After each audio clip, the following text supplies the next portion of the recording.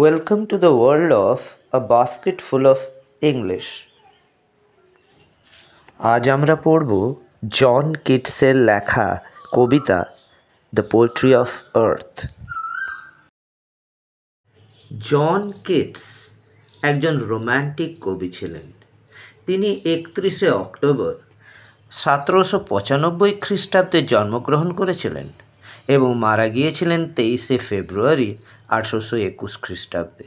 26 বছরের ছোট্ট জীবনে তিনি ইংরেজি সাহিত্যে নিজস্ব একটি জায়গা করেছিলেন তার অসাধারণ সব প্রাকৃতিক কবিতার মাধ্যমে।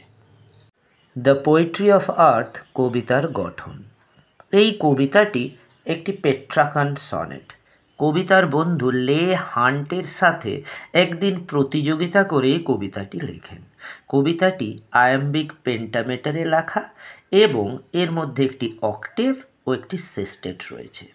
প্রথম প্যারা অর্থাৎ অক্টেভে গ্রীষ্মকালের বর্ণনা করা হয়েছে এবং শেষ প্যারা অর্থাৎ সেস্টেটে শীতকালের বর্ণনা করা হয়েছে। কবিতাটির রাইম স্কিম হলো এ বিবিএ এ বিবিএ সিডিই সিডিই। চলো কবিতাটি শুরু করা যাক। The poetry of earth is never dead.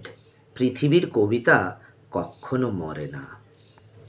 When all birds are faint with the hot sun and hide in cooling trees, যখন সমস্ত পাখি সূর্যের তাপে ক্লান্ত হয়ে যায় এবং গাছের শীতল ছায়ায় বিশ্রাম নেয়। A voice will run from hedge to hedge about the new mown mead. নতুন কাটা ঘাসের মাঠের চারপাশের ঝোপ থেকে ঝোপে ছুটে বেড়াবে একটি আওয়াজ। That is the grasshopper. He takes the lead in summer luxury. He has never done with his delights. সেটি হলো ঘাস ফড়িংয়ের। গ্রীষ্মের বিলাসিতায় সে নেতৃত্ব গ্রহণ করে, তার আনন্দ কখনো শেষ হয় না। For when tired out with fun, he rests at ease beneath some pleasant weed. যখন সে ক্লান্ত হয়ে যায় তখন সে মনোরম আগাছার নিচে বিশ্রাম নেয়। The poetry of earth is ceasing never. On a lone winter evening when the frost has wrought a silence.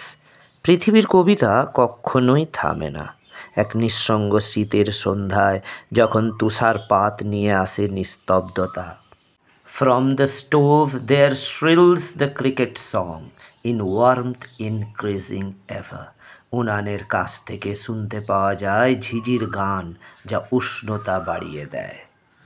And seems to one in drowsiness half lost, the grasshoppers among some grassy hills.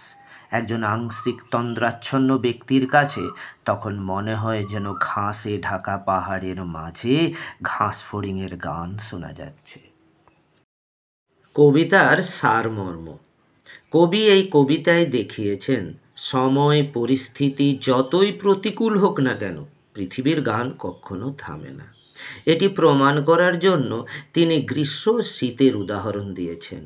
গ্রীষ্মের প্রচণ্ড গরমে যখন পাখিরা গান থামিয়ে দেয় তখন ঘাস ফড়িং গান গাইতে শুরু করে।